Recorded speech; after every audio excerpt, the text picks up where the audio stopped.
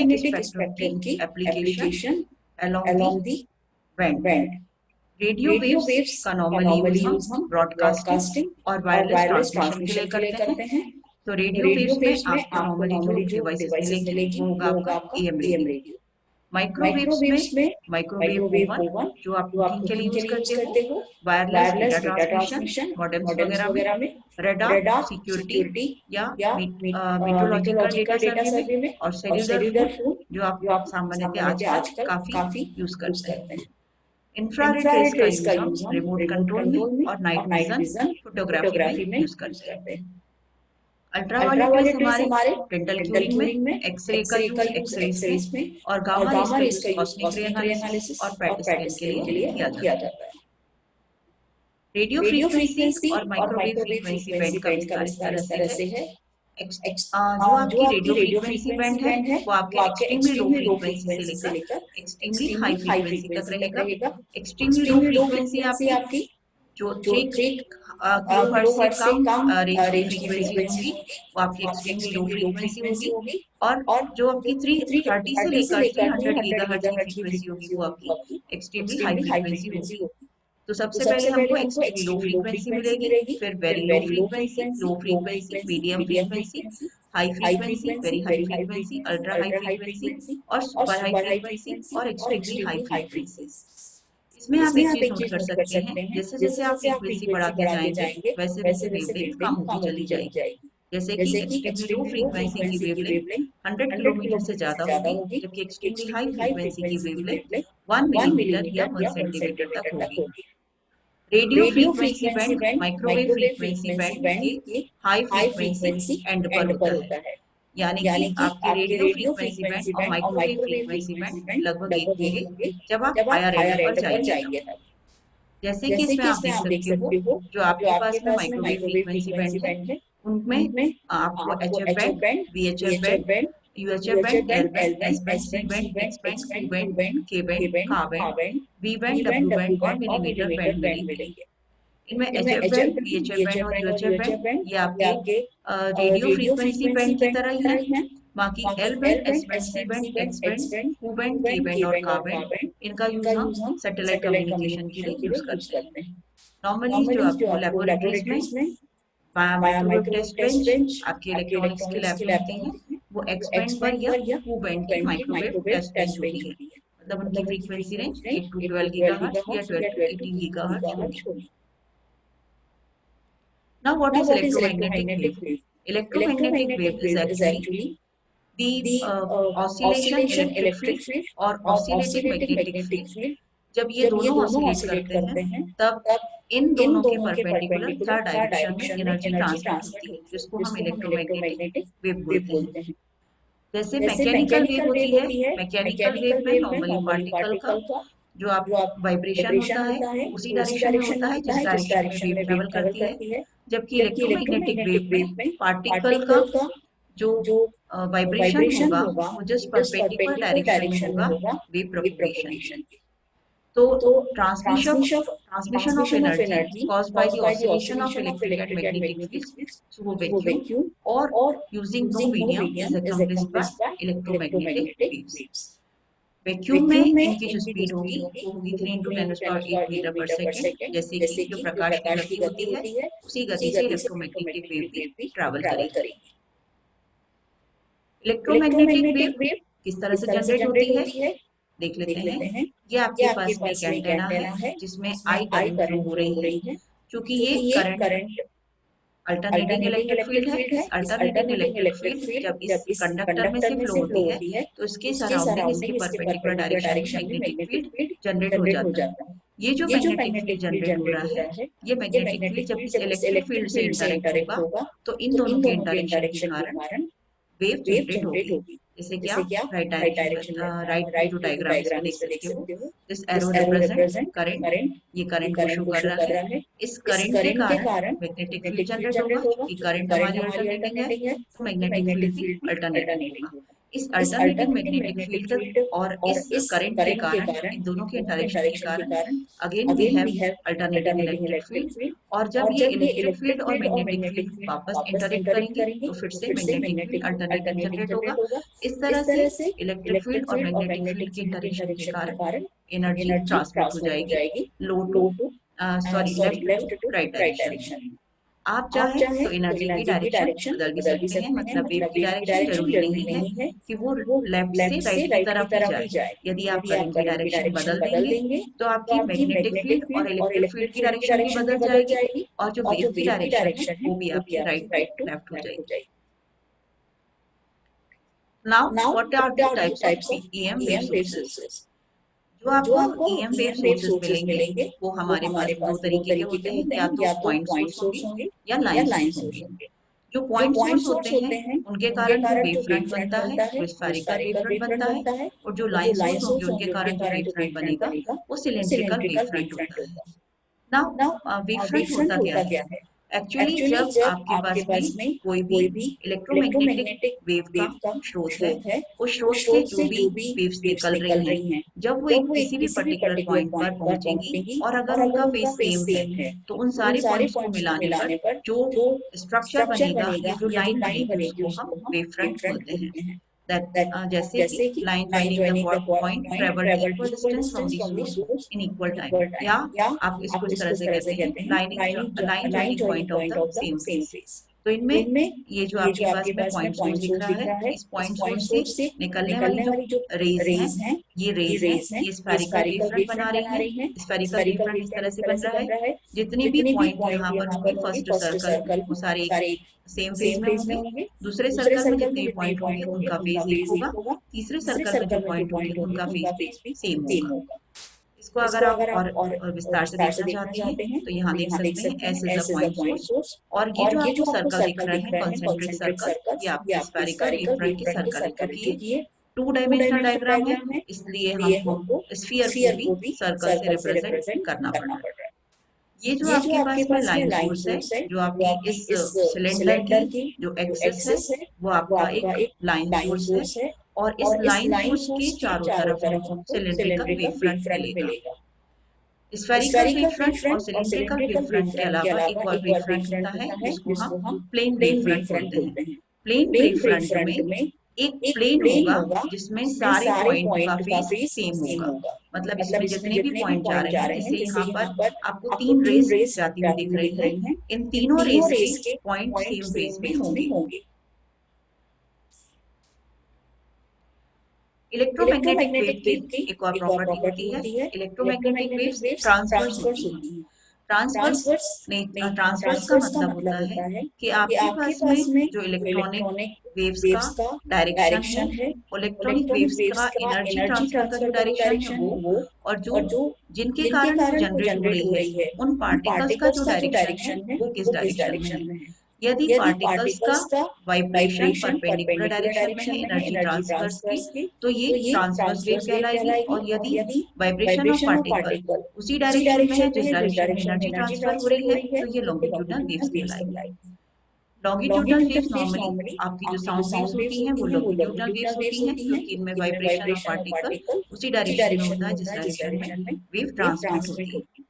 जबकि जो आपकी इलेक्ट्रोमैग्नेटिक वेव्स होती हैं इनमें वाइब्रेशन ऑफ पार्टिकल या जो इलेक्ट्रिक फील्ड और मैग्नेटिक फील्ड होते हैं जिनके कारण ये वेव जनरेट होती है, उनकी डायरेक्शन परपेंडिकुलर होगी और एनर्जी ट्रांसफर आपकी हॉरिजॉन्टल होगी, मतलब ये दोनों परपेंडिकुलर डायरेक्शन में होंगी। तो जो ओशन वेव होती हैं, ocean waves are transverse wave. Electromagnetic waves में रिफ्लेक्शन और रिफ्रैक्शन की प्रॉपर्टी भी होती है, जिसे आप सामान्यतः परावर्तन, रिफ्लेक्शन माने की परावर्तन और रिफ्लेक्शन माने की अपवर्तन नाम से भी आप जानते हैं। यहाँ पर आपको चित्र में दिख रहा है कि हमारे पास में एयर और वाटर के बीच में एक बाउंड्री सरफेस है, जिसको ये एयर और वाटर दो मीडियम है जिनको ये बाउंड्री सरफेस अलग कर रही है। इसके परपेंडिकुलर डायरेक्शन में एक नॉर्मल है, नॉर्मल और यहाँ पर एक रे आ रही है, जो रे आ रही है उसको हम इंसिडेंट रे बोलेंगे, और नॉर्मल और इंसिडेंट रे के बीच के एंगल को एंगल ऑफ इंसिडेंस बोलेंगे। जब ये रे इस पर्टिकुलर बाउंड्री सरफेस से टकराती है तो ये रिफ्लेक्ट हो जाएगी, और इसमें ये जो रिफ्लेक्ट हो रही है रे, इसके और नॉर्मल के बीच के एंगल को हम एंगल ऑफ रिफ्लेक्शन बोलेंगे। प्रकाश में जिस तरह से परावर्तन के नियम होते हैं कि एंगल ऑफ इंसिडेंस और एंगल ऑफ रिफ्लेक्शन बराबर होते हैं, मतलब जो आपतित कोण होता है और परावर्तित कोण होता है वो बराबर होता है। आपतित किरण, परावर्तित किरण और नॉर्मल ये तीनों एक ही प्लेन में होते हैं, वही लॉ इलेक्ट्रोमैग्नेटिक वेव में भी फॉलो होता है। दूसरा है कि यदि आपके पास बाउंड्री सरफेस में यदि बाउंड्री सरफेस इस तरह से है कि आपकी इंसिडेंट रे एक मीडियम से दूसरे मीडियम में ट्रेवल कर रही है, तो ये अपने पाथ से मुड़ जाएगी, और ये जो इसमें पाथ में जो चेंज आ रहा है, ये पाथ में चेंज इस पर्टिकुलर चीज पर डिपेंड करेगा कि ये किस मीडियम में से ट्रेवल करे। जैसे कि ये एयर से वाटर में आ रही है, तो वाटर का जो वाटर जो एक मटेरियल है, इसकी प्रॉपर्टी कितनी है, उसके आधार पर ये जो रिफ्रैक्टेड रे है इसमें इसके पाथ में चेंज आएगा। मतलब ये नॉर्मल के पास भी आ सकती है और नॉर्मल से दूर भी आ सकती है। अगर ये नॉर्मल के पास आ रही है मतलब एंगल ऑफ रिफ्रैक्शन या जो अपवर्तन का जो कोण है वो कम हो जाएगा। यदि ये नॉर्मल से दूर जा रही है मतलब अपवर्तन का जो कोण होगा वो बढ़ जाएगा। इस जो आपका ये नियम है इसको बोलते हैं स्नेल्स लॉ। और स्नेल्स लॉ जो आपका होता है उसका मतलब होता है कि sine of theta one upon sine of theta two is equal to mu one और अपॉन म्यू टू। जहाँ पर जो थीटा वन है ये होता है एंगल ऑफ इंसिडेंट और theta two this is the angle of refraction.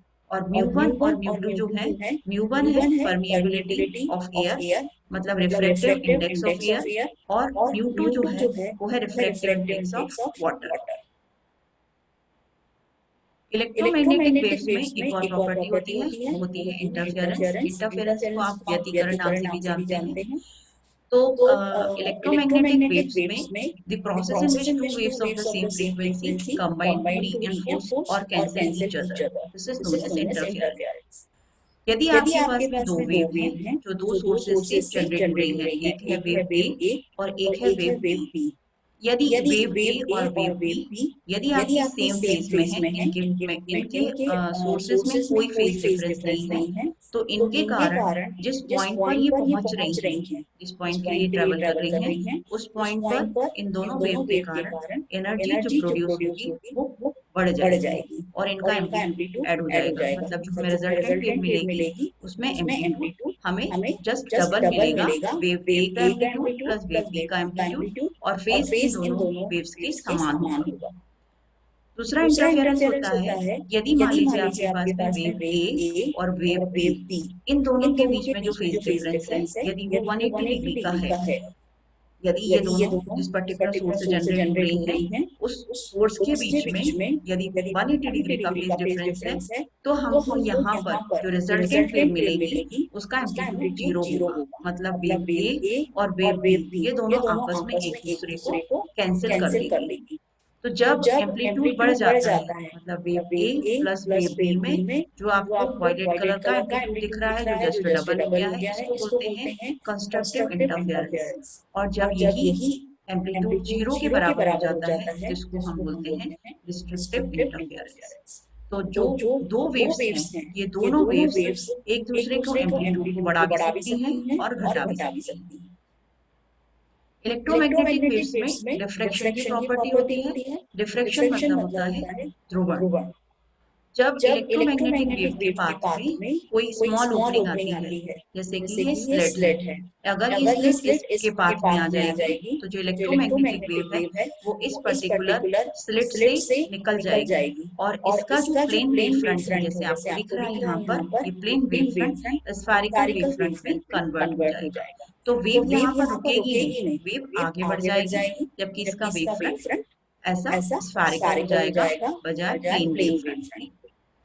यदि वेव किसी बैरियर को क्रॉस करती है, सपोज उसके पाथ में कोई बैरियर आ गया जैसे कि हिल आ गई या कोई बिल्डिंग आ गई, तो जो वेव होती है वो वेव इस बैरियर को क्रॉस करती है। मतलब बैरियर को तो क्रॉस नहीं करेगी लेकिन ये बैरियर के अराउंड इस तरह से मूव करती है कि जो दूसरा एंड है यहाँ पर हमको ये वेव मिल जाएगी। मतलब ट्रांसमिशन यहाँ पर पॉसिबल है। तो जो आपकी स्लिट है या जो बैरियर है इन दोनों के कारण भी जो इलेक्ट्रोमैग्नेटिक वेव है उनका पाथ ऑब्स्ट्रक्ट नहीं होता, वो कंटिन्यूअसली चलता रहता है। इलेक्ट्रोमैग्नेटिक वेव में एक खास प्रॉपर्टी होती है जिसको हम पोलराइजेशन बोलते हैं। पोलराइजेशन का मतलब होता है direction of vibration of electric field. तो यदि आपके पास में जो भी आपका फील्ड है उस पर्टिकुलर फील्ड में जो इलेक्ट्रिक फील्ड है उस इलेक्ट्रिक फील्ड में की वाइब्रेशन की डायरेक्शन क्या है उसके अकॉर्डिंग पोलराइजेशन होगा। तो पोलराइजेशन हमारे पास में तीन तरीका का है। एक है लीनियर पोलराइजेशन, दूसरा है सर्कुलर पोलराइजेशन और तीसरा है इलिप्टिकल पोलराइजेशन। क्योंकि हमारे पास में इलेक्ट्रोमैग्नेटिक वेव है, इलेक्ट्रोमैग्नेटिक वेव में हमारे पास में इलेक्ट्रिक फील्ड भी होगा और मैग्नेटिक फील्ड भी होगा, लेकिन जो पोलराइजेशन होगा वो इलेक्ट्रिक फील्ड ही डिसाइड करेगा। अब यदि आपके पास में जो इलेक्ट्रोमैग्नेटिक वेव है इसमें जो इलेक्ट्रिक फील्ड है, जैसे कि आपको इस डायग्राम में दिख रहा है कि इसमें ई वाई और ई एक्स दो कंपोनेंट है। यदि ये दोनों कंपोनेंट, यदि कंपोनेंट ई एक्स और ई वाई दोनों बराबर हैं और इनके बीच में कोई फेज डिफरेंस नहीं है, मतलब ई एक्स और ई वाई समान ही है और एक ही डायरेक्शन में है, तब इनके कारण जो पोलराइजेशन होगा उसको लीनियर पोलराइजेशन बोलते हैं। यदि हमारे पास में जो ई एक्स और ई वाई है, ये मतलब ई फील्ड किसी पर्टिकुलर एंगल पर है, तो इसके जो कंपोनेंट हमको मिल रहे हैं, एक मिल रहा है ई एक्स जो एक्स डायरेक्शन में, एक मिल रहा है ई वाई जो वाई डायरेक्शन में है। अगर ई एक्स और ई वाई इन दोनों कंपोनेंट के बीच में फेज डिफरेंस 90 डिग्री का है और इन दोनों की वैल्यू बराबर है, तो हमको जो पोलराइजेशन मिलेगा वो सर्कुलर पोलराइजेशन मिलेगा। तीसरा पोलराइजेशन होता है इलेक्ट्रिकल पोलराइजेशन। यदि आपके पास जो इलेक्ट्रिक फील्ड है वो इलेक्ट्रिक फील्ड में ई एक्स और ई वाई दो कंपोनेंट जनरेट हो रहे हैं, दोनों कंपोनेंट 90 डिग्री के फेज डिफरेंस पर हैं, लेकिन ई एक्स और ई वाई की वैल्यू बराबर नहीं है, मतलब इन दोनों के एम्पलीट्यूड बराबर नहीं है, तो जो हमको पोलराइजेशन मिलेगा वो इलेक्ट्रिकल पोलराइजेशन मिलेगा। इसको आप 3 डायमेंशनल व्यू से भी देख सकते हो। This is linear polarisation. E X और ई वाई आपके from top to bottom move कर रहा है और यहाँ पर आपको जो वेव है उसमें सिर्फ एक ही कंपोनेंट दिख रहा है, वर्टिकल कंपोनेंट।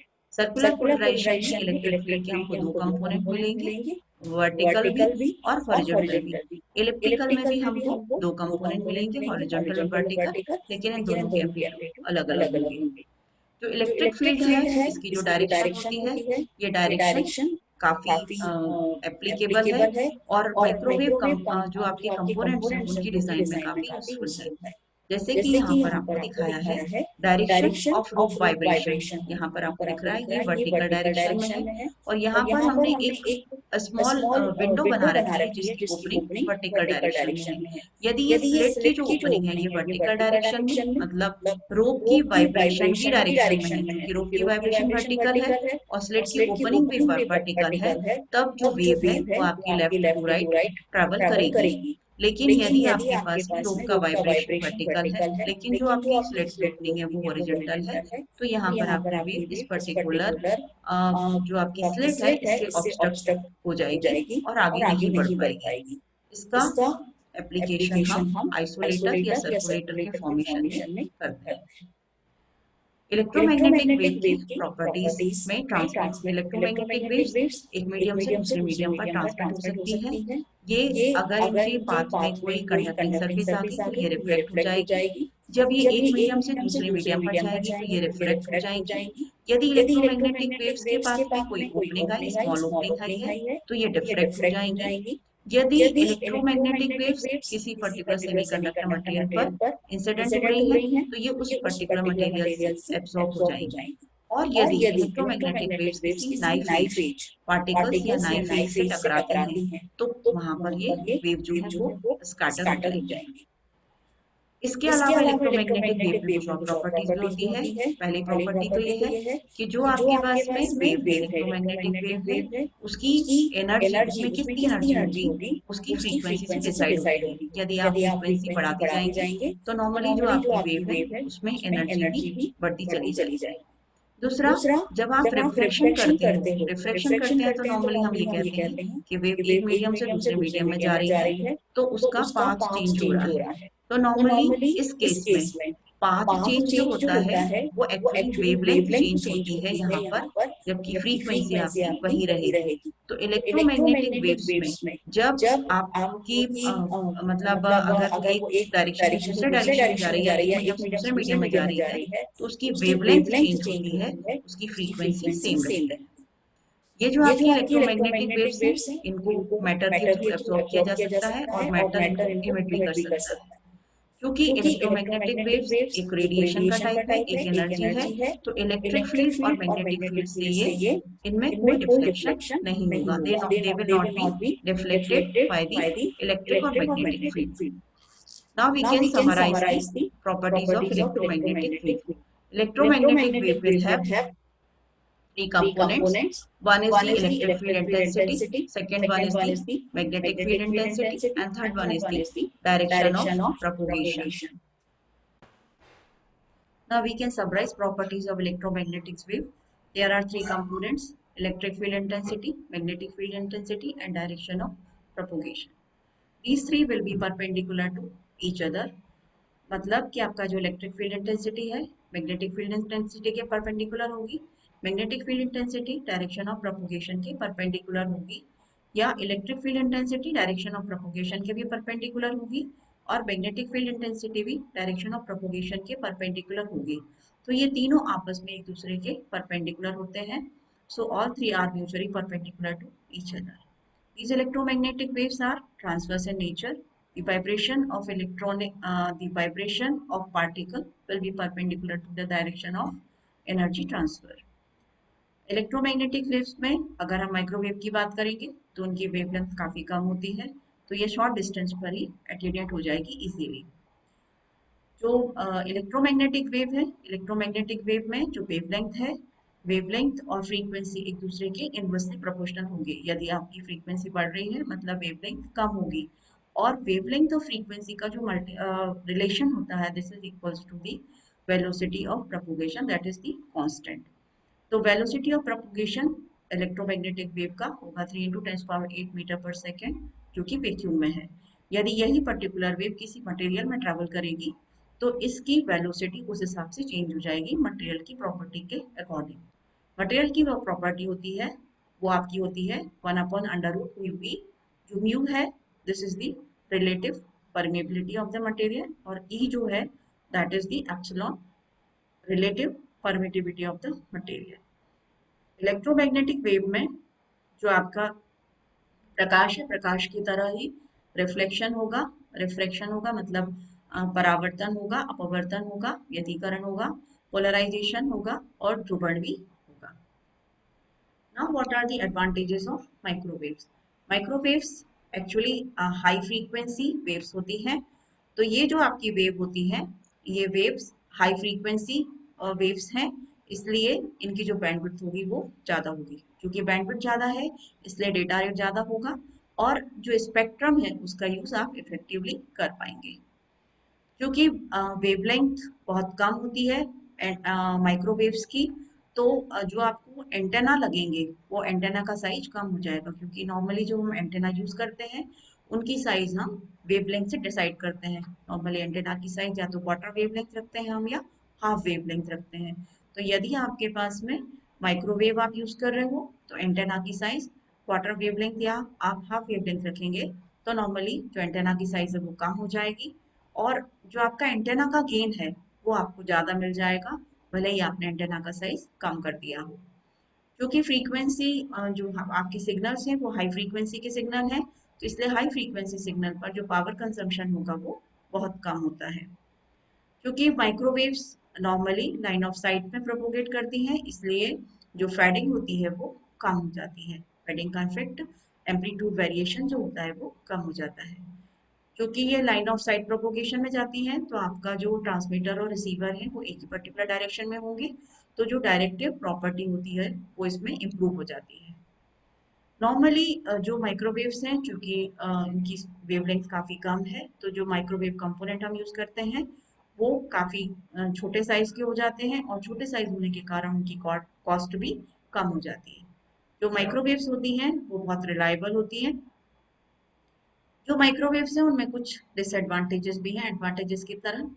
यदि आप किसी सिस्टम को या किसी इक्विपमेंट को रिप्लेस करते हो नए सिस्टम से, नए इक्विपमेंट से, तो जो कॉस्ट ऑफ इक्विपमेंट होती है या जो इंस्टॉलेशन की कॉस्ट होती है वो बहुत ज़्यादा होती है। तो माइक्रोवेव्स को जब आप रिप्लेस करते हैं रेडियो वेव से, तो इक्विपमेंट और इंस्टॉलेशन की कॉस्ट बढ़ जाएगी। क्योंकि माइक्रोवेव में फ्रीक्वेंसी ज़्यादा हो गई है रेडियो वेव्स के कंपैरिजन में, तो जो स्विचिंग होगी स्विचिंग भी बढ़ जाएगी। तो स्विचिंग स्पीड हमारी यहाँ पर बढ़ जाती है। तो जो हमें सेमीकंडक्टर डिवाइसेस जो नॉर्मली हम लो फ्रीक्वेंसी रेंज पर यूज़ कर रहे थे उनको हम यूज़ नहीं कर सकते हैं, हमको हाई स्पीड सेमीकंडक्टर डिवाइसेस यहाँ पर यूज़ करनी पड़ेगी। इलेक्ट्रोमैग्नेटिक इंटरफेरेंस जो होता है, चूंकि ये भी एनर्जी का एक पार्ट है, तो इलेक्ट्रोमैग्नेटिक इंटरफेरेंस यहाँ पर माइक्रोवेव्स में आपको देखने को मिलेगा। जो सबसे ज़्यादा इम्पोर्टेंट है वो ये है कि यदि आपके पास में, चूंकि ये माइक्रोवेव्स वायरलेस वायरलेस मीडियम से ट्रांसमिट हो रही है। एनर्जी जो ट्रांसमिट हो रही है वो हमारी वायरलेस है, इसलिए इसका ह्यूमन बॉडी पर काफ़ी एडवर्स इफेक्ट देखने को मिलेगा।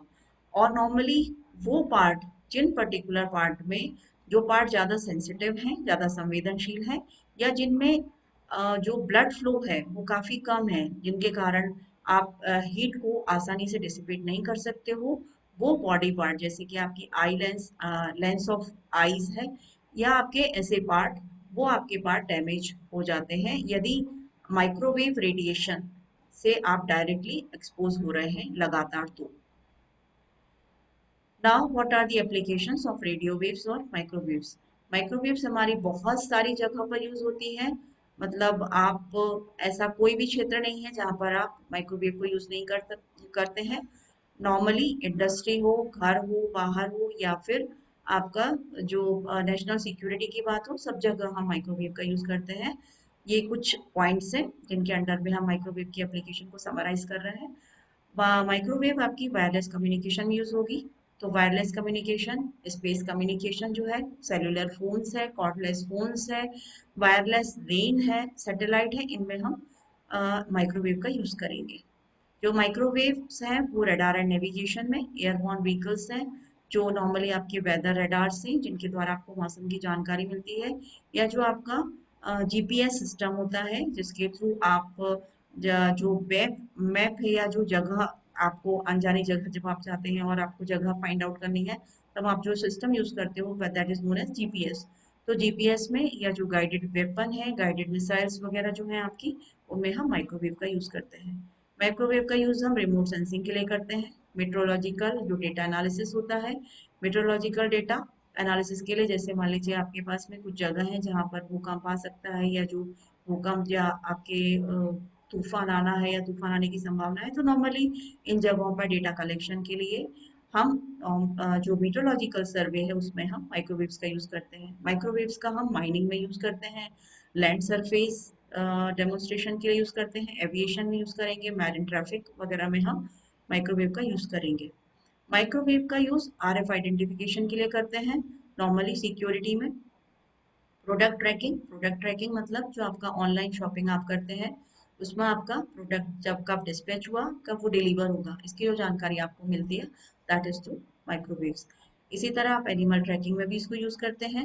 नॉर्मली जो आपके टोल कलेक्शन है, जो टोल कलेक्शन होता है जब आप ट्रैवल करते हो, तब टोल कलेक्शन में भी हम माइक्रोवेव का यूज करते हैं, because wireless we are using wireless. तो जहां जहां वायरलेस है वहां वहां माइक्रोवेव है।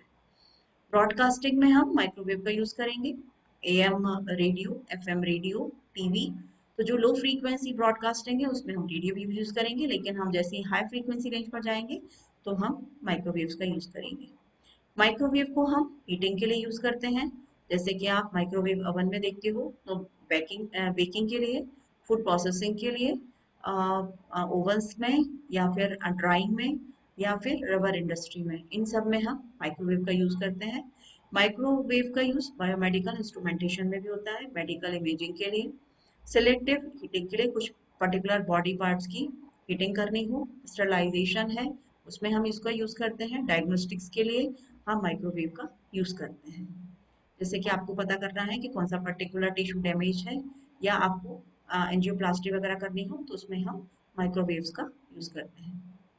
Now this is the conclusion. Actually microwaves या जो रेडियो वेव्स हैं वो हमारी डेली जो आपकी डे टू डे लाइफ है उसका बहुत इंपॉर्टेंट पार्ट है, और इसके बारे में आपको जानकारी होना बहुत ज़रूरी है, क्योंकि यदि आप आगे बढ़ना चाहते हैं तो आपको माइक्रोवेव्स को यूज़ करना ही पड़ेगा, इनके बारे में या इनकी डिवाइसेस के बारे में। जो आपकी फर्दर जो रिसर्च एंड डेवलपमेंट हो रहे हैं वो सारे के सारे हम आगे जो 3G 4G 5G पर जा रहे हैं वो सारा का सारा आपका माइक्रोवेव्स के थ्रू ही पॉसिबल है।